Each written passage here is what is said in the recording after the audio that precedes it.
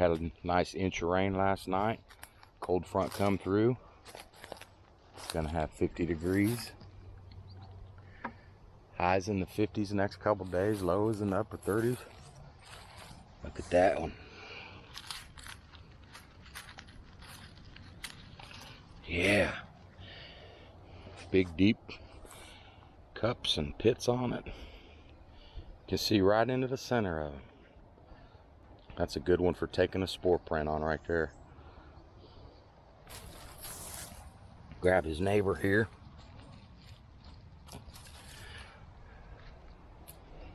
Broke my thumbnail off. I'm having a hard time cutting through the shrooms.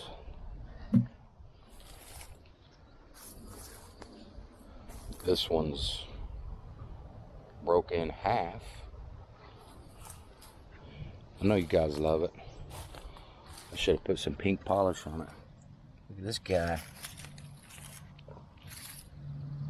He's pancaked. Pancaked.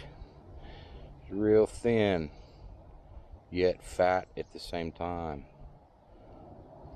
Fat, skinny. Yo-yo dieter.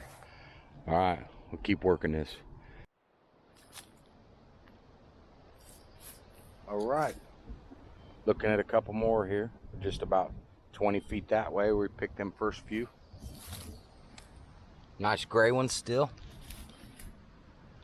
We're like 2.5 weeks into the Morel season here. I seen some about 3 weeks back. And we had some really dry weather and they just kind of stayed stunted there for about a week. And here the last 2 weeks they've kind of grown into what they look like right here. 4 or 5 days ago they were all half the size of this one. We've had some extreme heat and lots of wind. Got some rain just came in last night and a cold front. It's gonna keep them fresh and juicy. Hopefully find a ton. All right, gonna keep working it. Love the cottonwoods. Nice open area. North wind's ripping, keeping me nice and cool. Love it. It's funny when you're out here in the woods, local to me anyway. I don't know if it's like this everywhere. I'm sure it's not. We don't have these widespread sprawling forests in my neck of the woods. Just got strips of timber that follow river bottoms and creek bottoms. Then you got row crop fields and meadows and stuff out from that. We don't have huge sprawling forests. Right here we're looking through mostly maple trees, and the ground's different. The leaf matter here is it's more maple leaves, curlied up maple leaves and elm leaves. And elms are certainly good for hunting morels, but not so much down in the wet, soggy river bottoms like this is right here. There's not much on the forest floor because, as far as greenery or ground cover, because this gets a lot of flooding. And then just a few feet to my right, it changes. Okay. Start getting into cottonwood trees, and the leaves are bigger, so bigger, flatter cottonwood leaves. And then suddenly, just a few feet over, these bigger trees here, they're all cottonwoods. And then up beyond that, you can see how green it gets. Okay, it's not really a ridge line, it's just a real soft slope. And that's kind of a transition area along here, where you're transitioning from halfway up the slope. Up there you got some hardwoods and greener stuff and hedge trees and box elders and stuff. And then you step into about 20 feet of cottonwood trees. Okay, and then you come down 20 more feet and you're into flat river bottom full of maple trees and stuff. No morels down in there this year. All the morels are coming up from this halfway point of this slope all through the cottonwoods. And that's the way it is a lot of years, especially when it comes to river bottoms, because they're prone to flooding, and that's what causes this. Where these cottonwoods are laying, where they stand, a lot of times that's where the water line is. So this will flood, hold water for a little bit, and the shoreline will be right in through here, about where this greenery starts. Okay, so this gets a little bit of water up here, yet doesn't have stagnant setting water on it very long.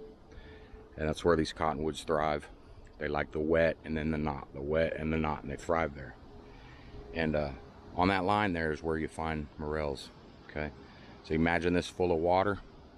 Okay, river floods, water backs up this way, starts coming up this slope, comes to a stopping point right along here, and you just find a vein of morels through there. Yep, hope that makes sense. See it a lot, see it all the time, see it every year.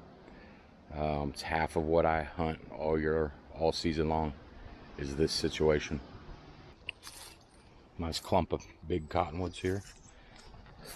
Pretty big trees, 30 inches around, 32 inches. And I don't know, we've slowly meandered around about 100 yards in a fairly straight line, zigzagging a little bit, but didn't see much of nothing. We got some donkeys.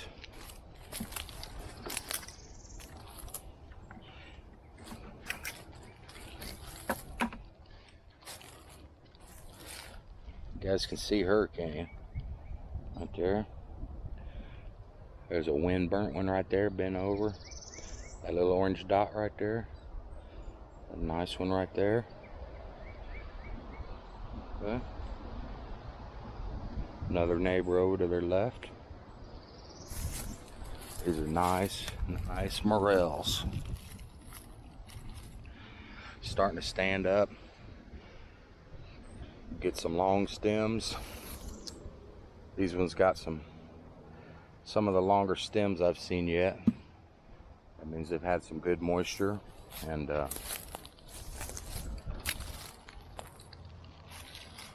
he's still good. Little orange from windburn, but he's still fresh. He's firm, yet supple. Still good morel. This is definitely a good morel. Yes, sir.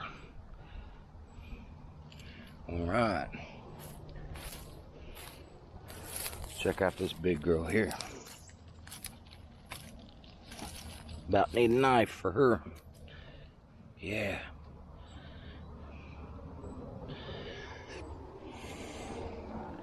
And the cottonwoods. Money.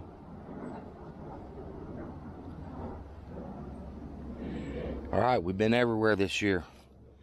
We plucked them in mulberry thickets. Oh, stepped right over a little one. Yep. Lost my Morel goggles for a minute. Focused on them big ones, and it happens. You start seeing them big ones, you lose track of these little ones. Gotta slow down and focus, recalibrate that Morel vision, for sure. All right. Starting to look like a little bit of fun there now. Ooh, I'm seeing more. Closer I get, I'm seeing more. We got a dead elm tree right here. Okay, so we got the proper kind of ground where the cottonwoods grow. The periodic flooding, the maple thickets, it's all coming together. Dead elm tree right there. And it's kind of created this. It fell, it died, it fell, opened up the canopy. That's why you got this sticky growth. Yeah, that's the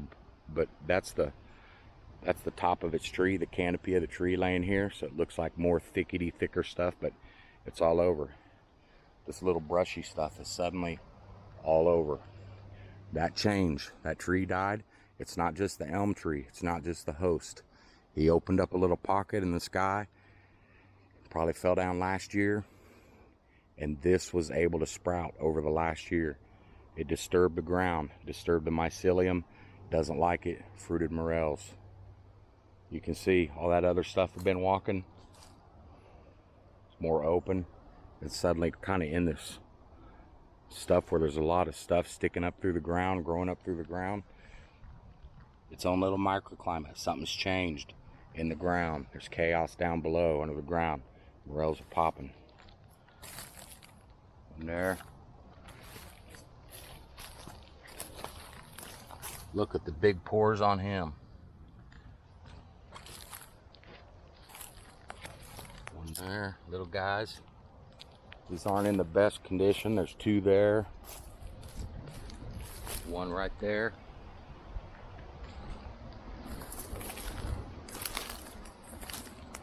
Couple more right there. Oh, there's a fresh little bondy. Bent up under them cottonwood leaves. Staying out of that wind and sun. That's where the big ones come from. The big ones that are smart enough to stay down there and hide. Got to be a few more around here. Maybe not. Let's gather them up. Nice little shirt tail full of them there. Even a little fresh baby. Okay. Like that. Getting a little second fruiting. We had an inch of rain last night. A burst of rain at 8 p.m. yesterday evening. And a burst of rain at 5 o'clock this morning. So yeah. Like seeing them new ones come up. In the same patch with ones like that big one that are 3 weeks old already. I love that. That's the one that was curled up on under the leaf. Bet y'all didn't think he was going to be that big, huh? You could just see this part of him right here. He was curled up under there. I didn't think he was that big either. But yep, nice shroom. All right, love seeing them freshies. Might have a little second flush here. All right, let's keep going. Okay, we walked along far enough. Kind of walking a bunny trail here. You can see the opening through the woods there. We walked along quite a ways. We was back down there past that greenery. It's kind of changing on us. We're getting close up to like some, I don't know what that stuff is. That out there, that gray, out there past these little bit of green maple trees. I don't know. It's stuff that grows on the edge of swamps. Some nasty, woody, nasty looking stuff. This should be banned and eradicated. Got a couple right here.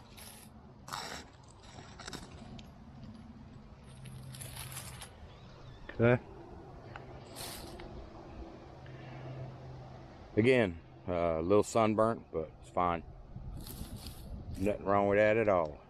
It not burn up or going downhill. It's just his edges, not sunburnt, wind burnt. Didn't have too much wind on them. Still good. No orange on the stems. Yep. Plugging along, plugging along. Yeah, we're changing. We're in that transition line. Little maple thicket here off to the right. And the slope is kind of leaving. The slope's gone. We're just kind of all down and flat now. And got a long row of cottonwoods here. I talk about where that water line stops. That water line from that looks like swampy stuff out there. It's that brush that grows in swamp. This where this row of cottonwoods is probably about where the water line usually stops. Guess what else stops? Floating morel spores all in here. Hot tip of the video. Let's go.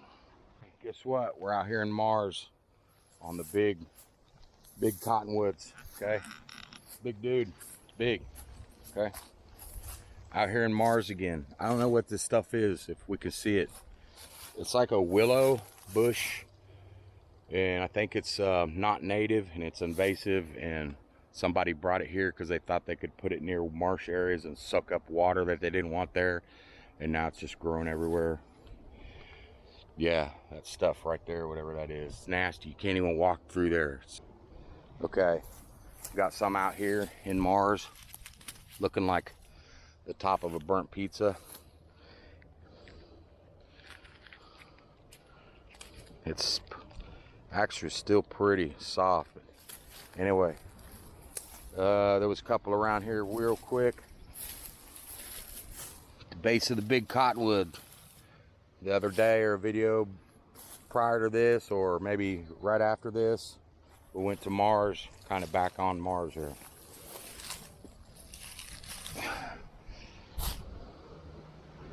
I'll eat those tonight. All right, let's keep going. There's my bucket way over there. There's shrooms all between me and there. And it's just totally, it's changing, right? It's looking more like an upland situation, right? It's totally changing. Look, big one, Golden's, one right there. Man, that picture looks good when I stop and hold still. Maybe it's just my screen there. There's 1, 2, 3, 4, 5, 6. There's probably more. 7. There's probably more I'm not even seeing. Sure there is. Maybe less. What if there's less? Cottonwood. Oh man, we are flushed. 2 there. God. Gosh. 1 out there in the crap. Right there.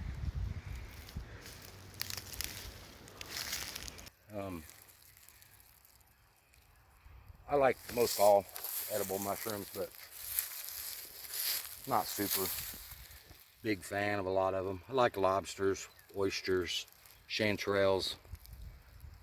We see them, right? Golden yellowness. Beauties out here. Royal flush. We're on them. We got some weight here.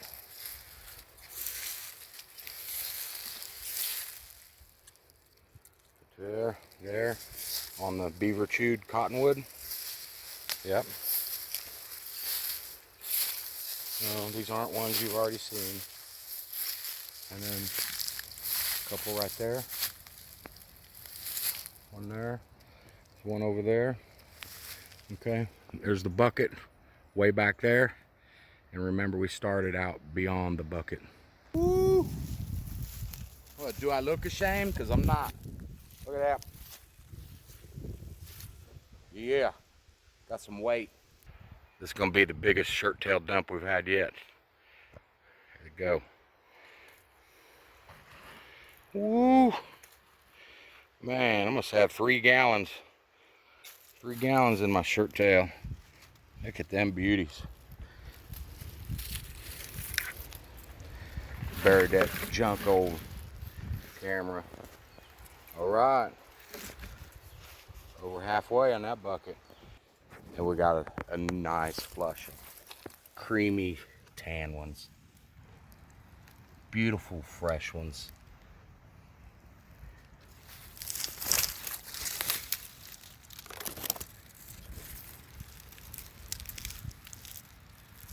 Just 3, 4, 5 right there. Back in this whatever, this water brush, swamp brush crud on the cottonwood that the beaver has chewed off all the bark around the bottom. He's dead.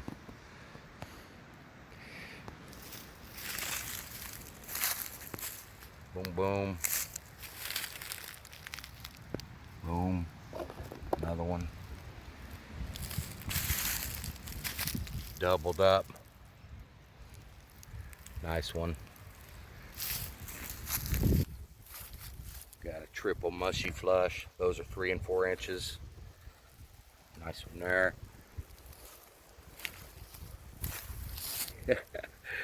Doubled up. I'm on a natural high as a kite, boy, on a short string. Okay, back box fan on them, drying off. I'm gonna dry these for an hour, let spores fall on the paper. The paper will get crumbled up, go in a spore bag for spore blocks later. I'm gonna let these dry, get a little dehydrated edges. Hopefully we can see this one with the white edges as compared to maybe this one. It's fresh and supple. Hopefully we can see dry edges on that. I'm not sure if it shows up or not. Okay, half hour's gone by. Give them a little toss. Sorta. I mean, every little bit of everything helps. A little toss.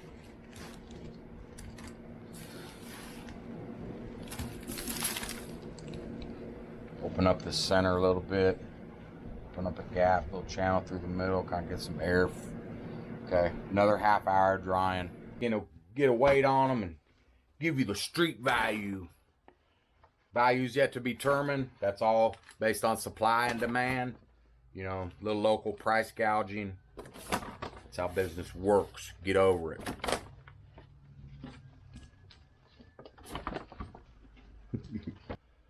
Zeroed ounces. Okay. So one bag.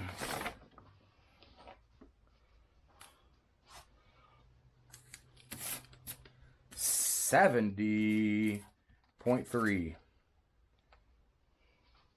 0.2 now. Why? Should go up. Be a little more gentle with these ones on the bottom.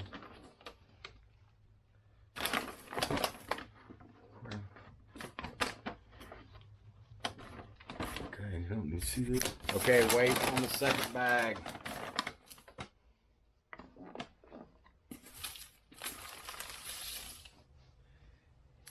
$81 even on the money. 81 ounces.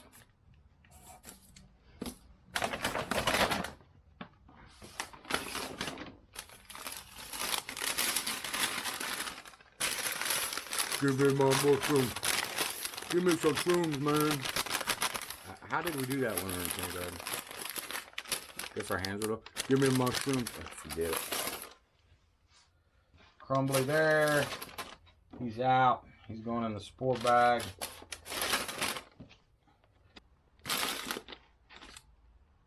$17.2. 17.2 ounces. Okay, I'm gonna get this cleaned up and in the spore bag before I add these up.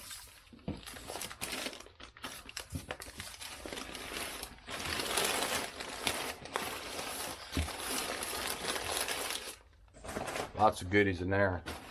And, you know, there's probably, there's probably 4 ounces worth of whole mushrooms in there, really. Not just the crud. Not just the leftover.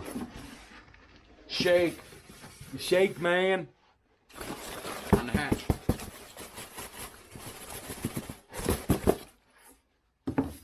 Okay. I'm not wiping down the table tonight. I'll do it tomorrow. Okay, there's mine to take in for dinner as soon as I get a chance to cook me some. Leave the brown bag up, the spore bag open for now. Pretty moist in there. Okay, so what do we need to do? We add some stuff up here. Oh! I had my freaking weights wrote on the paper. Ugh! Boom, it was right on top. It was right on top. I seen that as soon as I opened the back side of the paper, the ink bleeding through. Yeah. I knew that. Okay. Divided by 16.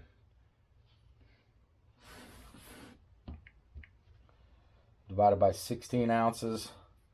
That's 10.53 pounds. 10.53 pounds.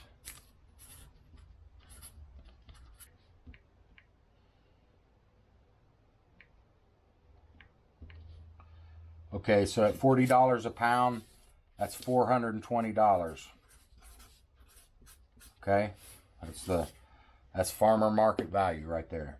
The local farmer market value at $40. 10.5 pounds times 40 is $420. That's $420 a day minus $672 worth of gasoline. Say within the last 6 or 8 years, every second or third year, I've sold them for $60 a pound. Depends on what everybody else in the market around here locally has them priced at and the condition. And I got $60 mushrooms right there. Pretty much. That's not necessarily true. Some of them would be $40 bags, even if the market was at $100 a pound by the time I sort through them. Okay, so 10.5 pounds is $60 a pound. That's $630. So that's $630 a day. 14-hour day, easy. Time to go to bed. Appreciate you guys. We'll see you at the next spot.